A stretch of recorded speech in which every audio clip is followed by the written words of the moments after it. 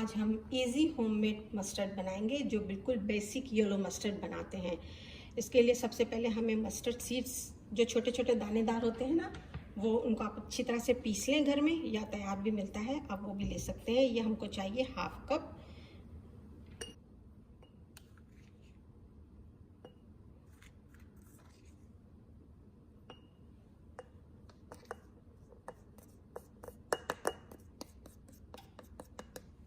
अब हम इसके अंदर में 3 टेबलस्पून वे डालेंगे। वे उसको कहते हैं जो दही का पानी होता है।